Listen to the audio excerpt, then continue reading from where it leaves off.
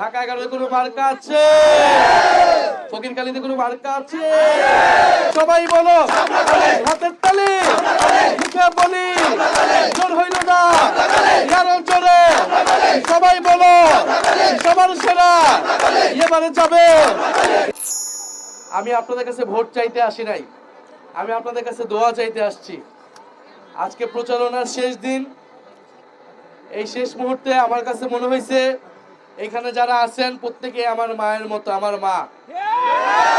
এখানে প্রত্যেকে আমার পিতৃস্থানীয়, আমার আত্মীয় স্বজন, পরিবারের সদস্য। আমি মনে করি পুরা গ্রামবাসীকেই আমি এই শেষ মুহূর্তে আপনাদের কাছে এসেছি দোয়া চাইতে, যে আমরা সামনে আরেকটি গুরুত্বপূর্ণ পরীক্ষায় আমরা বসতেছি। জুলাই গণ অভ্যুত্থান যেরকম আমাদের জন্য একটি পরীক্ষা ছিল, আমরা স্বৈরাচারের বিরুদ্ধে লড়াই করছি, দেশকে স্বৈরাচার মুক্ত করছি, আমরা আবার আরেকটা পরীক্ষায় বসতেছি।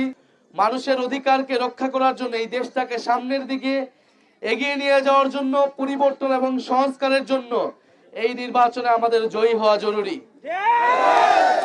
আমরা চাই না যে জুলাই গণ অভ্যুত্থানের পরে, এত মানুষের রক্ত ত্যাগের পরে বাংলাদেশ আবার আগের জায়গায় ফিরে যাক।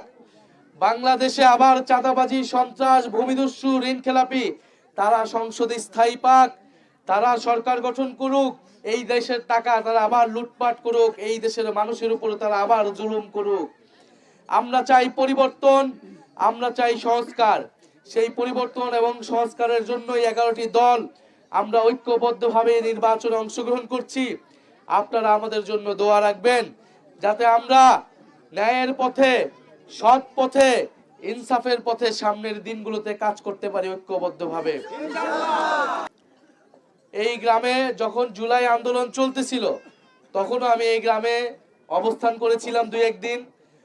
আমি যখন গুম হয়েছিলাম, আপনারা শত শত মায়েরা, বাবারা আপনারা আমার জন্য দোয়া করেছেন, চোখের পানি ফেলেছেন, রোজা রেখেছেন। আপনাদের সেই দোয়ায় আমি বেঁচে এসেছিলাম সেই সময়ের জন্য। এই গ্রামের মানুষ মুক্তিযুদ্ধের সময়ও অংশগ্রহণ করেছিল, জুলাই অভ্যুত্থানে অংশগ্রহণ করেছিল। এখানে প্রায় 200 বছর পুরো ব্রিটিশ আমল থেকে এখানে ভিটে বাড়ি। এইখানের গ্রামে অনেক গুণী ব্যক্তিরা জন্ম নিয়েছেন, অনেক শিক্ষিত মানুষরা জন্ম নিয়েছেন। আপনাদের সকলের দোয়ায় আমি আজকে এতদূর পর্যন্ত আসতে পেরেছি। আপনারা যদি দোয়া রাখেন, ইনশাআল্লাহ এই নির্বাচনে অংশগ্রহণ করে আমরা 11 দল এবার সরকার গঠন করে বাংলাদেশকে নতুন করে আমরা গঠন করব ইনশাআল্লাহ। আপনাদের কাছে সেই দোয়া, সেই ভালোবাসাটুকুই চেয়ে এসেছি। আপনারা অবশ্যই 11 দলের পক্ষে ভোট দিবেন, শাপলাকলির পক্ষে ভোট দিবেন। এবং এই অত্র এলাকায় আমি কোনো দল মত দেখি না, এটা আমার গ্রাম, আমার পরিবার। এখানে কে কোন দল মত তার থেকেও বড় কথা, আমি এই গ্রামের সন্তান। আমরা সবাই মিলে ঐক্যবদ্ধভাবে এই বাড্ডা ভাটারা, এই ঢাকা 11কে আমরা পরিবর্তন করতে চাই, সন্ত্রাস চাঁদাবাজ মুক্ত করতে চাই। এবং এইখানের যে গ্যাস সমস্যা, পানির সমস্যা, বিদ্যুৎ সমস্যা, রাস্তাঘাটের সমস্যা, এই সকল সমস্যার সমাধান আমরা করতে চাই।